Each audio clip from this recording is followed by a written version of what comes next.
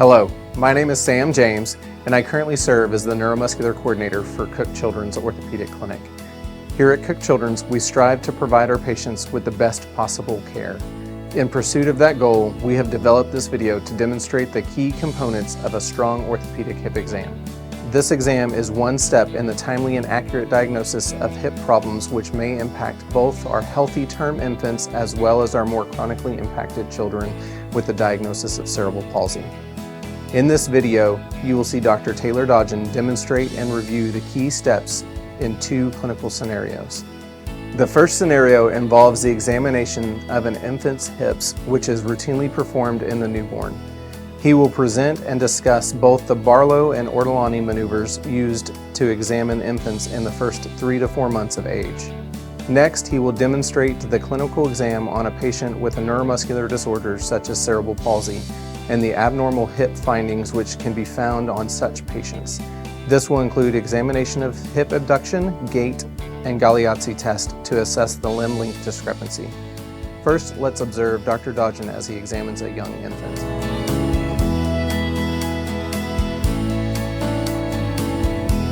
Well, thanks for watching this video, and before we get started on the exam portion, I just wanted to say that the bottom line of all this is, if you have any concerns about an infant hip that may have dysplasia or instability, get a hip ultrasound.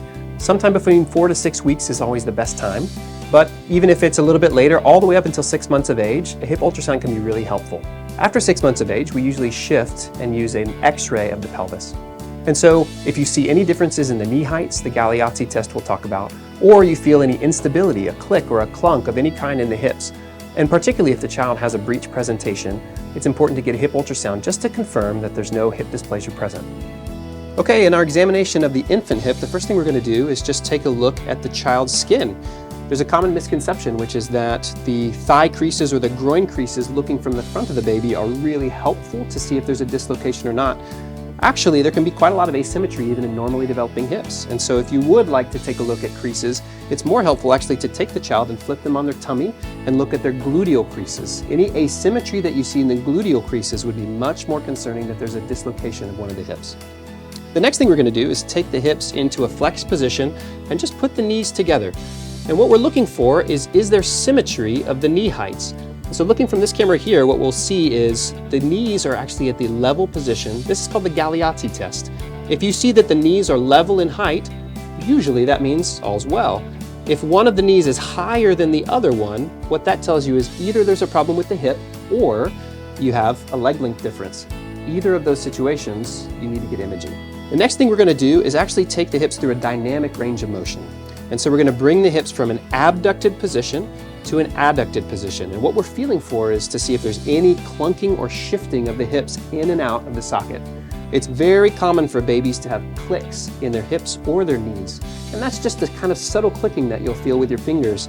Very different than when you bring a hip from this position to this position and you feel that the hip actually shifts out of the socket. And so this position here is called the Ortolani. The way to remember that is because it kind of makes an O with the hips. And then as I bring it over into the AD or adducted position, this would be a Barlow test. We're seeing if the hip will shift out or become dislocated. Most of the time when we're doing this exam, we're not thinking Ortolani, Barlow. We're just taking the hips through a gentle range of motion with very gentle pressure just to see if the hips are shifting in and out of the socket. And that's the hip instability or stability kind of test, Ortolani and Barlow.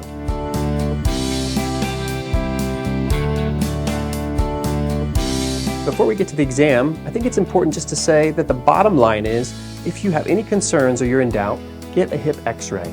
Anytime after 6 months, it's helpful to get an x-ray just to ensure that we don't see any signs of significant hip dysplasia or to make sure that the hip is not beginning to migrate out of the socket. And so the whole purpose of our exam that we're going to review right now is just to tell us, are we concerned? But other things like the patient's history can be just as helpful, if not more helpful. Do we have a patient who has had an early premature birth, who had strokes at birth, who has been really delayed in their development? Do you see any stiffness on the hip exam or differences and discrepancies? It's important to go ahead and get a hip x-ray. And if you have any questions at all, please reach out to us at the orthopedics department. We're happy to answer any specifics you may have. Let's cover 3 particular exam findings that we're going to look for in children who have neuromuscular differences, tone differences, or any time that a child would not be ambulatory and we'd be concerned that they may have some differences of their hips. So the first is observation. We're just going to take a look at the hips and the way that the legs are held and see if that's symmetric. Oftentimes, as a child has increasing tone, particularly if one of the hips is beginning to migrate or dislocate, we're going to see that one or both of the legs is going to turn into a scissoring type position. And so if the hips, just in the resting position, are beginning to cross over one another, we're going to be concerned that there's something that's amiss with the hips, and it would be a good time to get a hip or pelvis x-ray. The next thing we're going to do is bring the hips and the legs into a flexed position and just look at the knee heights. Are the knee heights level? This is called the Galeazzi test. And the Galeazzi test should be negative if both of the legs are an equal height, if the knees seem to be symmetric. When one of the hips is beginning to migrate or dislocate, we're going to see that one of the knees looks lower than the other. Sometimes if both hips are dislocating, this test is not helpful because they'll actually still be at the same height. But regardless, if you see one that's asymmetric, either you have a hip that is beginning to dislocate or you've got a leg length discrepancy. Either way, imaging will be really helpful. The last thing we're going to do is in this same flexed position, we're going to abduct or bring the hips apart. And what we're looking for is symmetric hip abduction. We want to see that we have wide and symmetric, almost to the floor in younger children, symmetric hip abduction.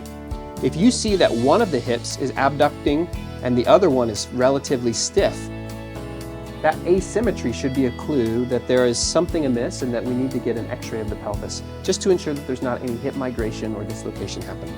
So asymmetric hip abduction is always concerning.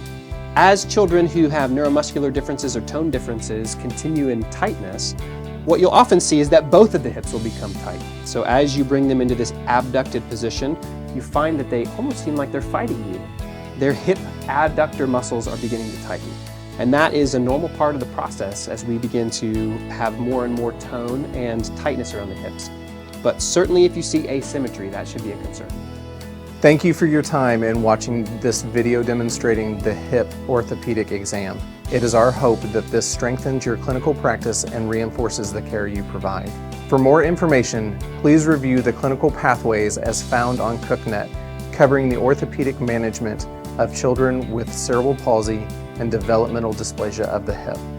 For any additional questions, please reach out to the orthopedic team.